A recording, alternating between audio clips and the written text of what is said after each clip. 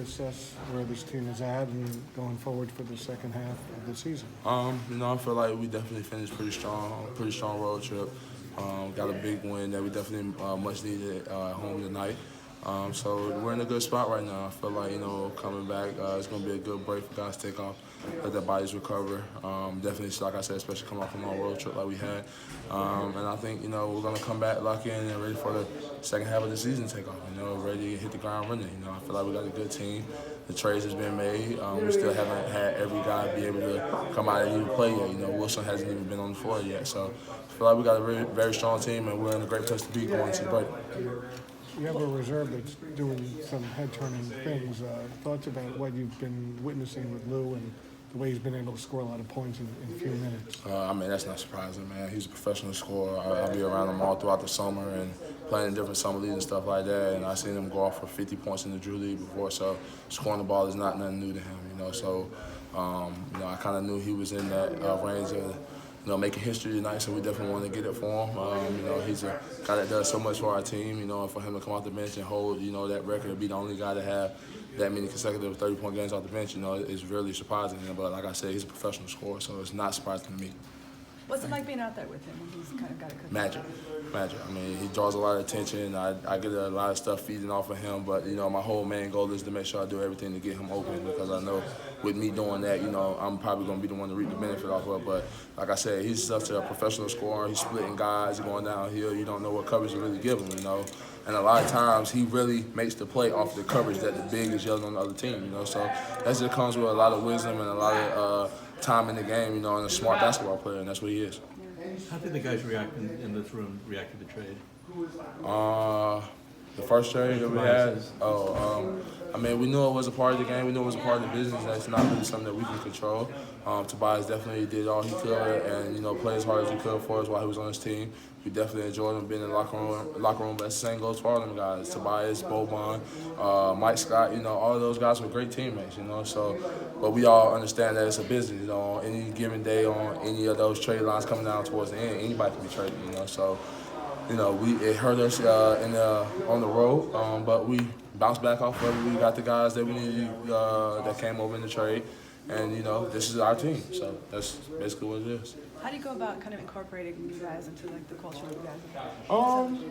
Honestly, I don't feel like it's hard because we basically got a lot of guys in the trade who just compete and play hard. Jermichael is a guy from Memphis. Him and Garrett was a guy from Memphis that was built on defense over there. So another hard-nosed, tough-playing guys when it comes to that defense side of the floor. Jermichael is a very high-energy guy, active on both ends of the floor.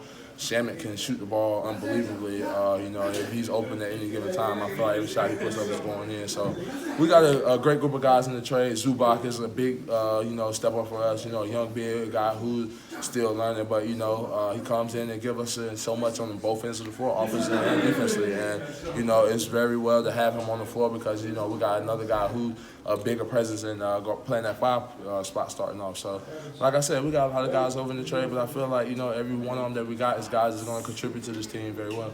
Sounds like the front office has a lot of kind of checking different guys' backgrounds before they acquire them and stuff. At this point, is it kind of a given almost that a guy that comes in is going to be kind of a guy that fits into this culture? I would guess so. I really don't know the trades or the thought process in the front office. That's not really up to me. But we know, once you get in this team, if your mindset is not, what we're trying to get it to be, we know that we're going to try to help and coach you to get it there because, everybody in this locker room know that we're a team that's built off grit, playing hard, and competing every night, So that's what we built our chemistry off of. That's the type of team we built ourselves to be, So even if they don't come over with it, but they'll get it, And I feel like, with this team, like I said, the guys that came over with is not one of those guys that they have to learn it. They already got it. 20-something games left. How do you handicap your chance of making the playoffs? Come back with the right mindset and finish off strong. We got a much-needed win tonight. We're still in that mix, but the whole Western Conference is just in a uproar right now. It's hit or miss. You win one game, you're in 6th place. You lose one, you might be out of the playoffs. So the whole Western Conference is just a toss-up right now. So we just want to make sure that we stay around that pack like we're doing. And make our run for the second half of the season that we're going to do. If any, at any point do you find yourself watching the standings? No. Maybe down No. when it gets closer? No, it's not really up to us. You know, we're taking it one game at a time. That's all we can do. When you start preparing for 3-4 games down the road, that's how you end up losing key games that you need to win for that night. So we're all locked in on taking it one game at a time, one possession at a time, and looking for that game that we have and right there in front of us, and looking to come out with a win right there. Then we worry about the next team.